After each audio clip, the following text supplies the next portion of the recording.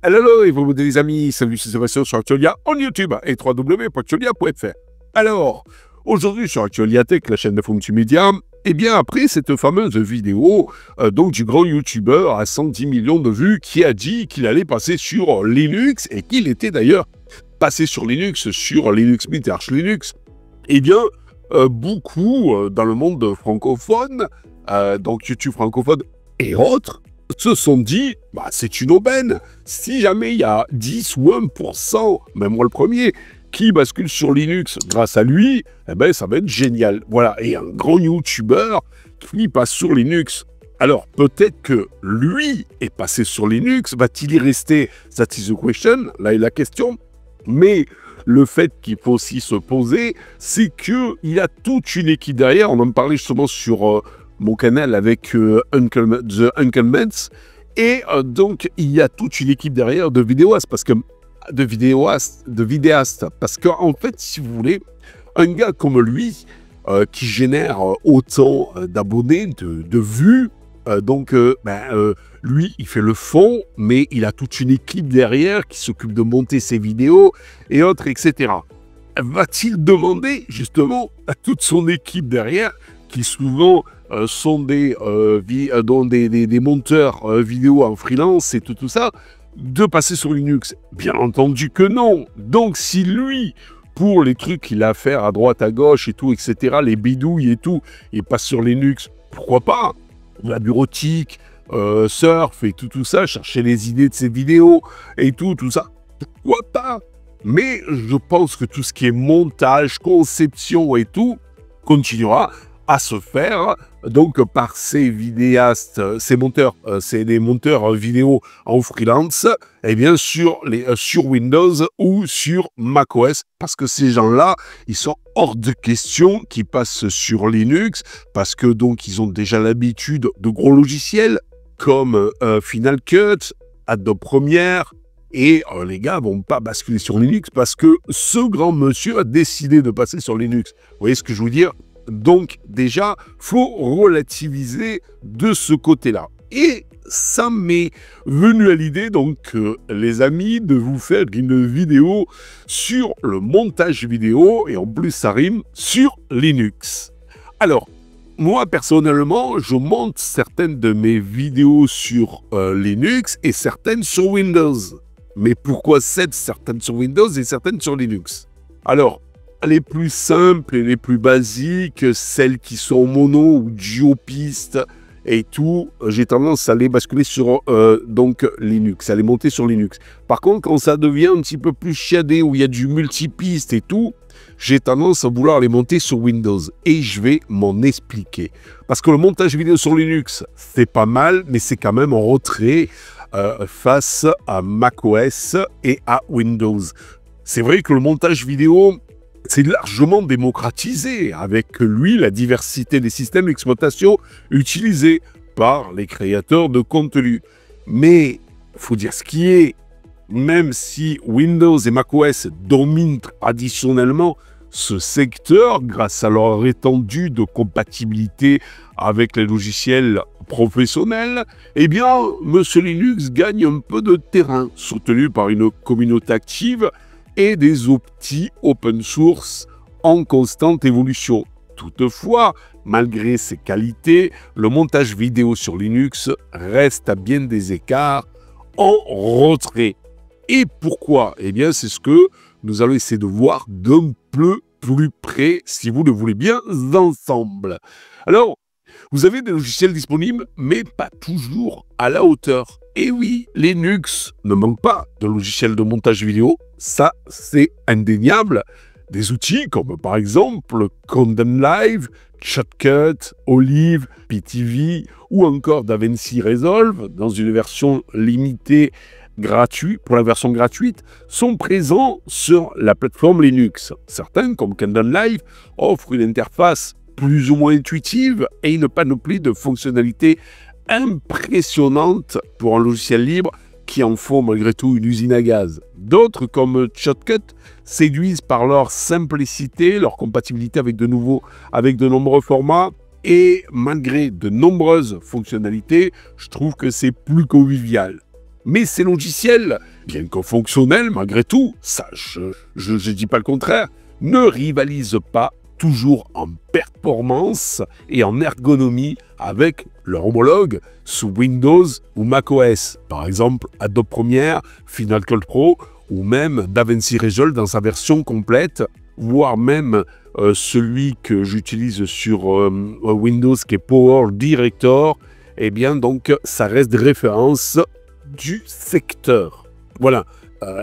Faut dire ce qui est. Je veux pas être méchant, mais il y a des choses que je n'arrive pas à faire sur Linux avec les logiciels existants et que j'arrive à faire dans un claquement de doigts sur Windows et très facilement.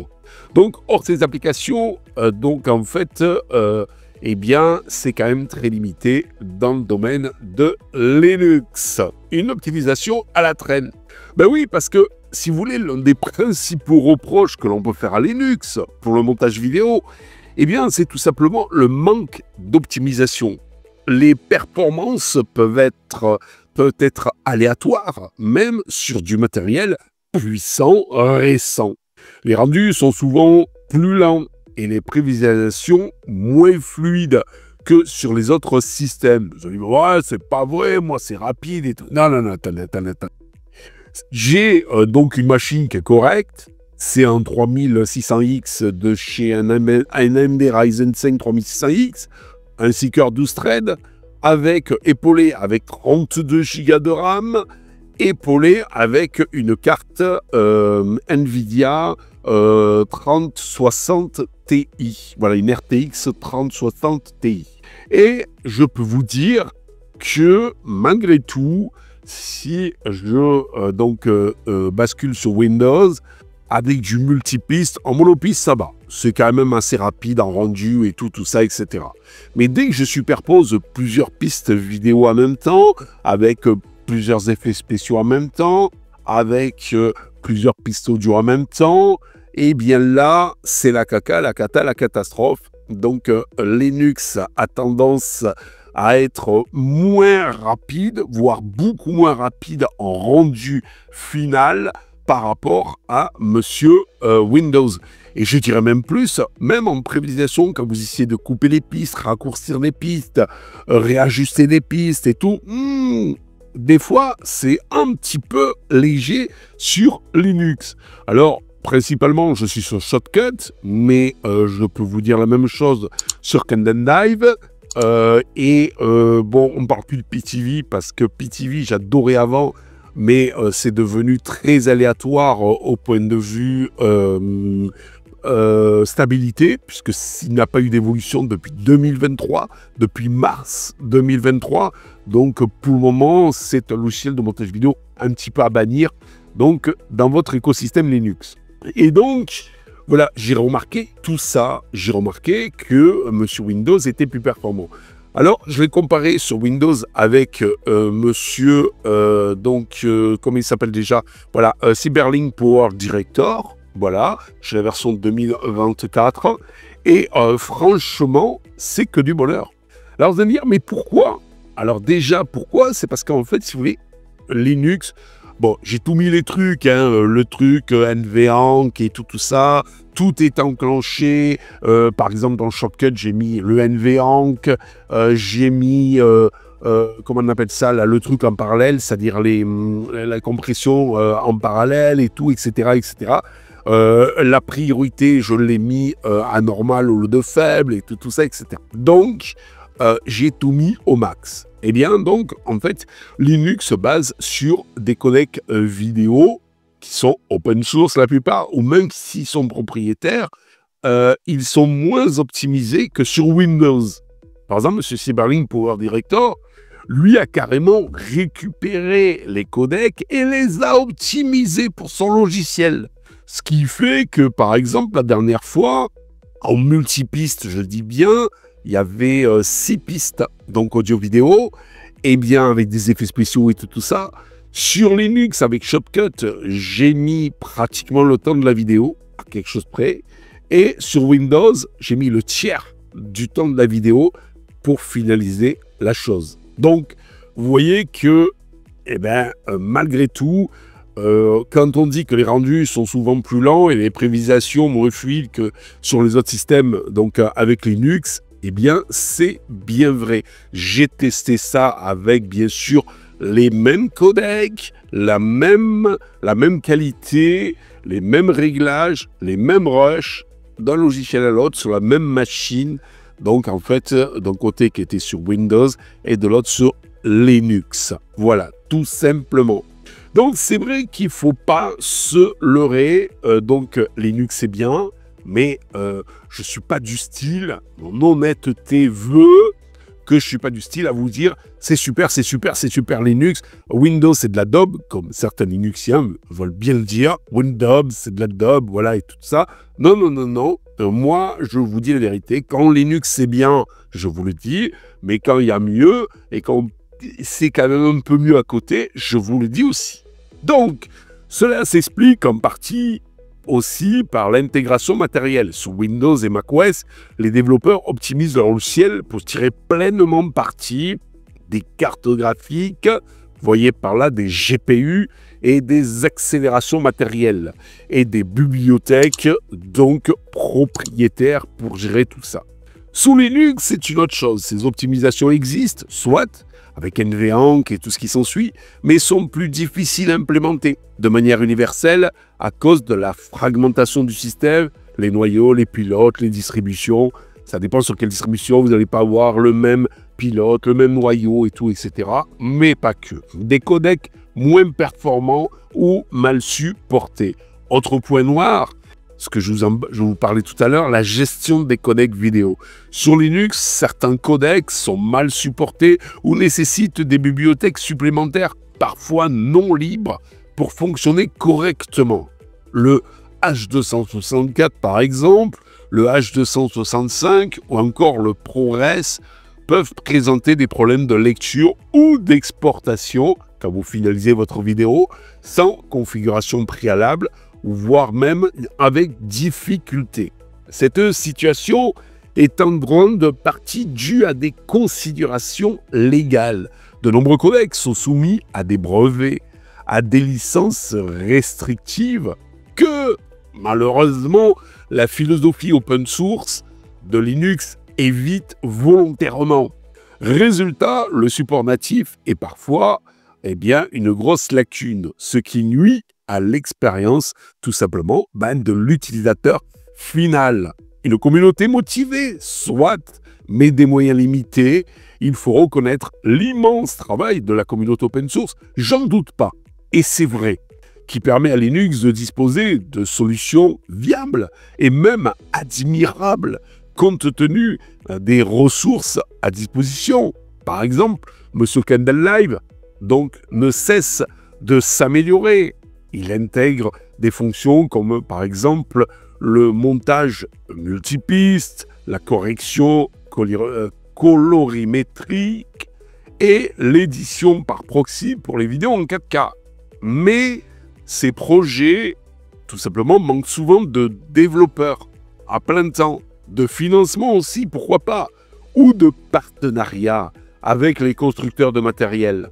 Et ce déficit est traduit par un développement plus lent, des bugs plus fréquents, voire une réactivité moindre face aux standards professionnels qui évoluent vite et surtout qui incluent de plus en plus d'IA dans leur logiciel de montage vidéo qui fait que maintenant, vous avez des logiciels de montage de vidéo pas trop présents dans Cyberlink PowerShot, mais par exemple dans Filmora, c'est bourré d'IA qui vous propose de faire des trucs qui vous prenaient la tête avant et qui fonctionnent très bien maintenant avec un clic de souris. Allez, on va prendre un exemple. Par exemple, vous avez, je sais pas moi, vous faites des voilà, des trucs qui sont un peu disgracieux si c'est répétitif dans une vidéo. Eh bien, Filmora, avec de l'IA, peut vous enlever tout ça. Vous avez aussi les blancs. Enlever les blancs donc dans une vidéo, eh bien ça aussi, pour que ça soit très fluide et bien rapide, entre guillemets, bien dynamique, on va dire, Eh bien, donc vous avez Filmora avec de l'IA qui peut faire ça. Quand je tousse, eh bien, et vous avez Filmora qui peut vous enlever le fait que vous toussez, etc., etc. Mais il n'y a pas que ça. L'IA peut vous rajouter tout un tas de choses phénoménales, enlever le fond. Si vous avez, par exemple, vous faites une vidéo et vous n'avez pas de fond vert, et donc, eh bien, maintenant, avec l'IA, l'IA peut voir que vous êtes en avant et supprimer le fond derrière, même s'il n'y a pas de fond vert. Ben ça, sur Linux, à ma connaissance, ça n'existe pas. Vous voyez, il y a plein de choses comme ça qui font que, eh bien, Linux, c'est sympa, c'est bien. Je suis le premier à dire que c'est un excellent système, mais il a ses limites. Voilà, tout simplement. Surtout dans le multimédia. Pas dans d'autres domaines, mais surtout dans le multimédia. Donc, un choix pertinent pour certains d'utiliser Linux, un frein pour d'autres. Pour les monteurs occasionnels, les passionnés du libre ou ceux qui refusent les modèles propriétaires, Linux peut tout à fait convenir. Il offre des outils puissants, gratuits dans 99% des cas et personnalisables. Mais pour les professionnels qui recherchent l'efficacité, la compatibilité avec les chaînes de production et l'optimisation matérielle, eh bien, Linux peine encore à convaincre. Vous allez dire, ouais, mais Seb, il y a DaVinci Resolve. Oui, d'accord. Mais DaVinci Resolve, c'est pas non plus la panacée, même si c'est utilisé dans le monde professionnel. Et il y a des fonctions apparemment qui ne fonctionnent pas sur Linux et qui fonctionneraient sur Windows et macOS. Voilà. Donc, cherchez l'erreur. Puis en plus, côté codec, il y a parfois des soucis ou des codecs sur Linux, eh bien, de vidéos ne sont pas compatibles. Donc, il faut, avant de les envoyer dans DaVinci Resolve, les recompresser dans le codec qu'il faut. Tout ça, c'est de la perte de temps et peut-être aussi de la perte de qualité. Donc, pour conclure, le montage vidéo sur Linux, c'est pas mal en soi, faut dire ce qui est, mais ce n'est pas encore le top des tops, ce n'est pas encore ça pour les pros. Il y a un vrai potentiel et les progrès sont notables sur Linux, mais la route est encore longue pour atteindre le niveau de maturité, de performance et de compatibilité que proposent aujourd'hui Windows et macOS dans ce domaine. Voilà, j'espère que vous avez aimé cette petite vidéo. N'oubliez pas le pouce en l'air, n'oubliez pas de vous abonner, tout ça pour nous encourager dans cette belle aventure multimédia. Et vous en pensez quoi les amis? Allez, ciao, bye bye. Si vous avez aimé cette vidéo, abonnez-vous, mettez un pouce en l'air et partagez cette vidéo. Merci, cela fait toujours plaisir.